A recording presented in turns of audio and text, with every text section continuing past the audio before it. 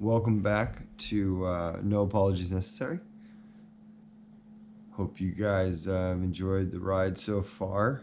I think today I'm going to take it a bit farther, get a bit more personal, a bit more uncomfortable.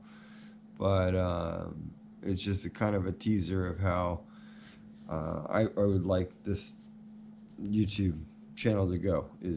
I want it to be controversial. I want to debate. I want to agree. I want to disagree. I want to get it all out there, throw it all out there.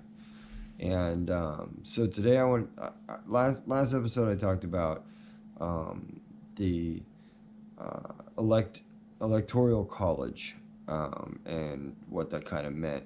And I actually had a couple friends that I was talking to, and they kind of know what I'm working on right now, and so they dropped me a few articles. And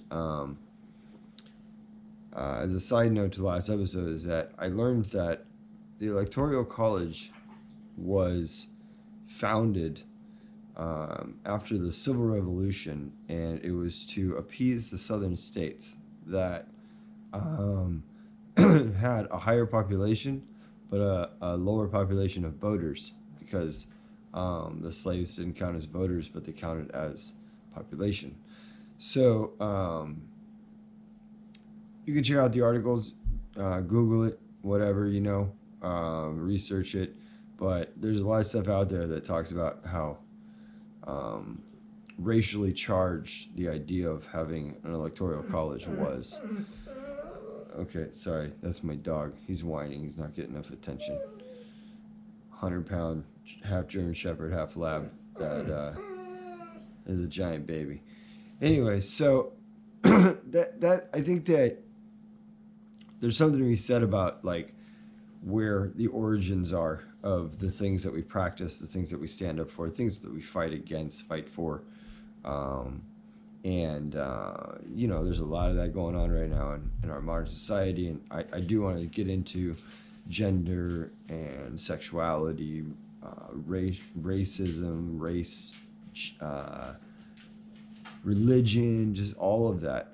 I want to get into all of it. But I think that I started with politics because that's kind of I think that everything else I'm going to talk about it is like an answer to the problem we're having in our democracy system right now, um, and I mean that from both sides. The Democrats fight the Republicans as much as the Republicans fight the Democrats.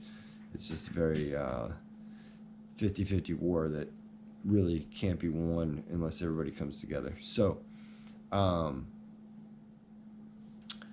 So that brings me to what I really want to talk about in this episode is that the irony of everything that goes on in our society nowadays and the ridicule that we either give someone by stereotyping them or ostracizing them for their beliefs or their values or how they want to look or act or talk, right? Okay. But it also goes to those same people that ridicule and ostracize everybody for their, conservative values or their religious values or anything like that. Like who? It's not very righteous to want to be free, but not allow others to have freedom of thought or speech.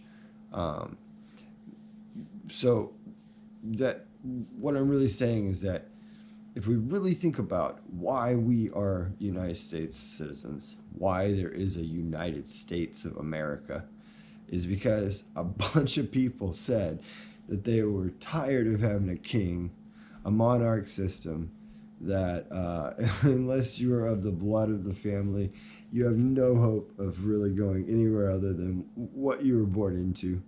And so they jumped on a bunch of ships, you know, about a large percentage of them died of scurvy or just, whatever. They didn't make it. It was not like jumping on a cruise ship and traveling the seven seas nowadays, right? Okay, so they sacrificed. A lot of them sacrificed their lives for others to get here, to be away from the king and queen of uh, of Europe and England, whatever. I like I said before, I know college scholar. I'm just a self-educated person with an opinion.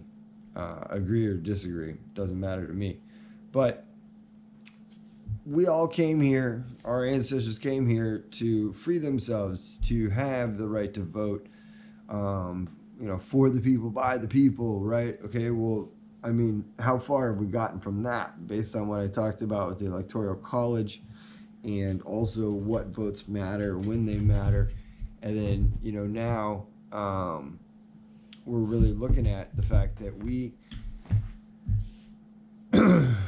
no matter what your values are, no matter what your religious values are, no matter what your political, values are, it doesn't really matter. Is that if you're not working together, then you're going against the entire reason that thousands of people died for us to have what we have. Like that's the truth of it. Like even if you're a Republican, like I'm gonna give a good example. Okay, so recently in the news, Romney. Okay, oh my God, he's a pioneer for the Democrats, and he's a pirate of the Republicans. It's like maybe he's just a guy that took an oath that wants to be honest. Vindman, Solomon, right? Like these guys, like they took an oath to be honest. Like it's not to be loyal to a person. They took the oath to be honest and loyal to the United States of America and the people of it, okay? But yet, we can have a guy in there that says, no, I don't like it. They gotta go. And not only that, he, the executive chief, the chief executive, whatever you want to call him, it doesn't matter. The president decided that not only did Vindman have to go, but his twin brother had to go too. Even though his twin brother had an exemplary career, had nothing to do with the impeachment process at all, he had to go too. And I mean, if there is not a better demonstration, like, look, we can talk about all of the topics that were brought up in the impeachment, and you know what? A lot of that's hearsay, and a lot of it is just fundamental values of what people are either going to stand up for or they're not. But there's just a lot of gray to the law of that. And I'm not saying it wasn't justified. I'm not the impeachment hearing. I'm not saying that I agree with the Republicans. I'm saying there's a fight to be had on both sides. However, the one thing that we cannot disagree on is that if you were in your work environment and somebody came into your company and they cared about you, they cared about what you were doing, and you told them the truth about what was going on, and then they turned around and told your boss that, and your boss retaliated by firing you for being honest and caring about the job, caring about the company, not necessarily them, caring about the company and the job, they would lose their job because human resource department would say, no, you cannot retaliate for people being honest and doing their job. You can't retaliate that in any way, shape, or form. Well, I mean, let's scale that up a bit, exponentiate that. But our president just decided to get rid of some very specific people, nobody that wasn't in the impeachment, to let them go. And where I see all this tying together is that you have the president that decides he's just going to do whatever he wants. He or she can do whatever they want because he's really setting a precedent for future presidents, which really goes against the entire values of what all of our ancestors fought for so long. And everything that's happened on American soil has been about America. We have never fought a foreign war on our soil. And so it's always been amongst each other to figure stuff out. But we're closer to living in a democracy or a monarch system than we ever have been since we left England and fought to come here. I think there's something to be said about that. Now, I'm not saying who's right or wrong, I'm saying there might be some fault on both sides, takes two to tango. But somehow we found ourselves in this collaboration of this. And to compile on that, the Electoral College just is like butane on the fire. You know, okay. Gore lost in electoral votes. He won in popular votes. Okay, Obama won fair and square in both. You know, he really went out there and did his job. And then fast forward 8 years, you got Trump, Clinton. Clinton won by popular vote. Okay, I think it was 25.5% of people voted for Hillary. And I think no, it was 25.6 for Hillary, 25.5%. This is the entire population voted for Trump.